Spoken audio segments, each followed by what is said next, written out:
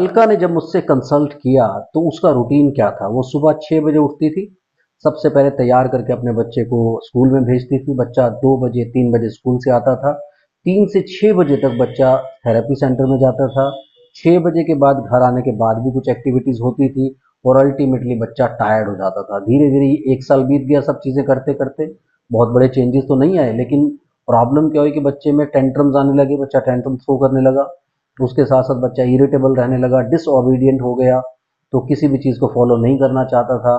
और मदर के साथ थोड़ा सा उसको यही हो गया कि मैं इन टर्न कुछ ना कुछ उसको घूसा मार दूं, उसको थप्पड़ मार दूं, उसको स्नैचिंग कर दूं। तो ये सारी की सारी चीज़ें आने लगी थी।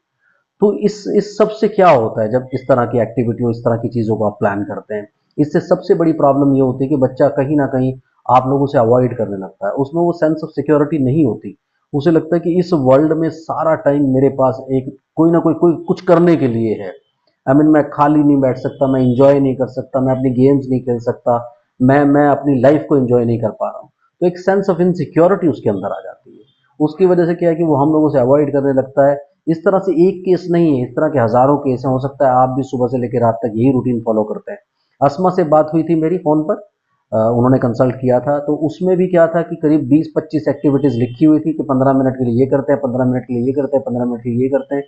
तो फिर स्पेस कहाँ बचा।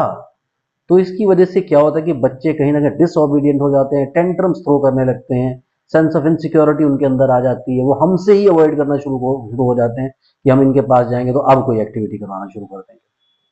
तो एक तरह की बोरियत आने लगती है। इसलिए ये रूटीन जो है बिल्कुल इनकरेक्ट होता है आपके बच्चे के लिए।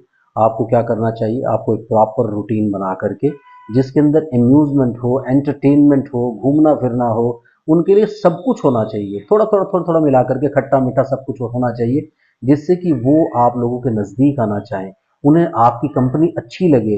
ये नहीं हो कि अब मैं इनके पास जाऊंगा और उसके बाद मुझे कोई नई एक्टिविटी करवाना शुरू कर देंगे।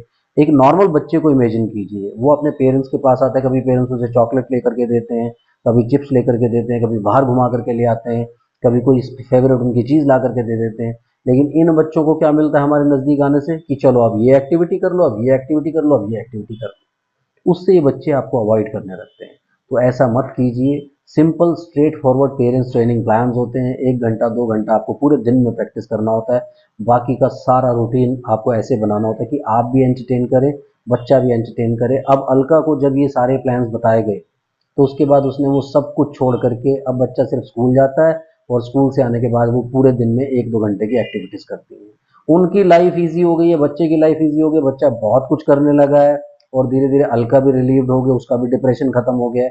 तो पेरेंट्स का डिप्रेशन खत्म होगा तभी तो वो अच्छा काम कर पाएंगे और बच्चों में भी सेंस ऑफ सिक्योरिटी आएगी।